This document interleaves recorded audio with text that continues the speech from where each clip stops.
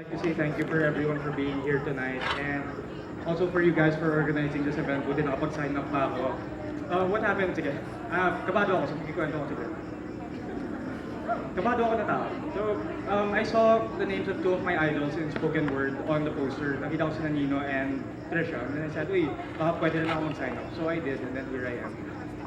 I was supposed to be doing an old piece and a new piece, pero close up kasi Nino earlier, and then he's like, Franz, can you do this piece? And I'm like, sige, okay lang. So Nino, this one's for you. Like him on Facebook and stuff.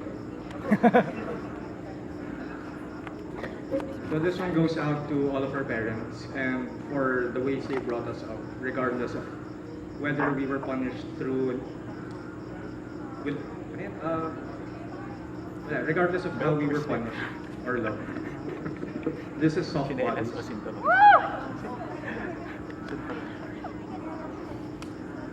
For me, it's always the best. I remember watching television with my mother when I was around 5 years old. My eyes wide with wonder glued to the television screen while explosions went off left and right. Then, from out of the shadows came a vicious monster. A large lumbering beast with a long reptilian tail, body covered in serpentine scales, razor-sharp teeth that could tear flesh from bone, and eyes, glowing red that seemed to follow me wherever I went. It trudged through the streets, wreaking havoc, nearly reducing the city to shambles. With every step it took, the ground beneath me shook, sending shivers down my spine. And I was scared. But when all hope seemed lost, a masked man appeared out from under the rubble and challenged the fearsome thing. He charged forward, locking hands and butting heads with the monster. After what seemed like an eternity of a wrestling match of back and forth tosses and tugs, the masked man landed a mighty blow that sent the monster to submission. I marveled at his strength and wanted to be strong just like him. So I put on my make-believe mask and got ready to rumble. My fist was clenched when it came in contact with my mother's jaw. At that moment, I hailed myself the hero, the victor, the strong one by whose hand the monster was slain. Only, there was no monster. Just my mother on the verge of tears looking at me in shock as she caressed the reddened skin on her cheek. And I was no hero. Not when my excitement and joy turned to fear as I witnessed my mother's hand turn into an airplane take off of its arm-length runway and crash land on my cheek. I burst into tears, while back on the television screen the masked man held his arms up in victory. When I see the people on television going about their daily adventures, I know that if I reach out to run my fingers across their warm wounds and aching limbs, I would only be met by the cold, hard glass of the television.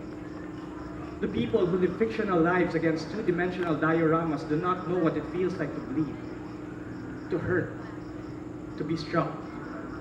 To them, it's all simply part of the script, an act put on for entertainment for people like you, and for people like me. On screen, the masked man is tough as nails, but he does not know what it feels to be human. And people like us have such soft bodies. When I was 8, my brothers and I were horsing around the house when he accidentally broke an antique vase. It fell to the floor with an unmistakable crash, causing our father to come out of his room to investigate. Upon seeing the shattered remains of what was once a beautiful vase, he yelled at us, told us to stay outside, while he went back in. He emerged a few minutes later with a leather belt in hand. I knew what it meant, and it scared me. I'd heard stories of how the strike comes without warning, like a crack of lightning with thunder racing to catch up, only you don't see the bolt of lightning. You only feel the slow burn of a branding iron digging deep into your skin. Maybe once, maybe twice, maybe more. When it comes to the swift strike of a belt, the pain is never only skin deep. We cowered in fear, each of us secretly hoping that the others be called first. But being the eldest, I was first up to the plate. He grabbed me by my wrist and started walking to the room. I did my best to resist, but tears bear no weight, and gazes anchored on the floor hold no ground. The only strong part of me are my bones. And when I look in the mirror, all I see is soft skin and weak muscle draped over a flimsy skeleton scaffolding. My body is not a fort made to withstand attacks. It is a house of cards that I know would crumble at the very whisper of unwary words. Face down on the bed, an earthquake erupted throughout my body, and I felt my heart sinking deeper and deeper into the cracks caused by the tremors. Unceremoniously, my father lowered my shorts, exposing my soft skin.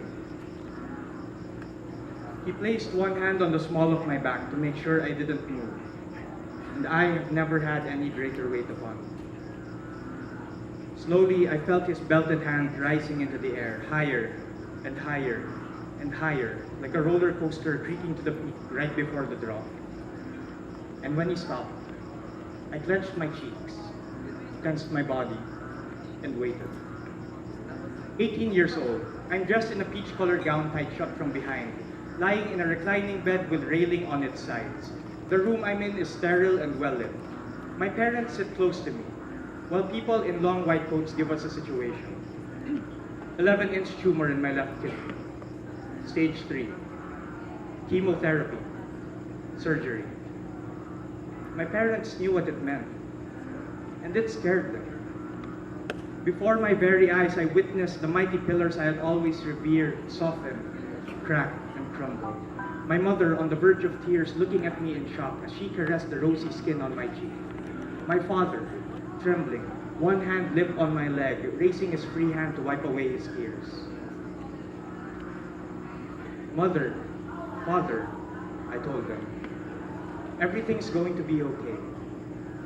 I am strong because of you. Over time, I have learned that strength has nothing to do with having a heart as hard as stone. It is not having the power to hold down a scared child. Strength is accepting that we have soft bodies that were never meant to resist pain, but to absorb it. Right after being slapped by my mother, she immediately drew me into her embrace while apologizing over and over and over. My father's hand came down like lightning from the heavens, and I heard the thundering blow of the belt hitting the bed beside me. Then, I felt the lifting of a great weight as my father took his hand off my back. Thank you. All right, I wasn't supposed to do that.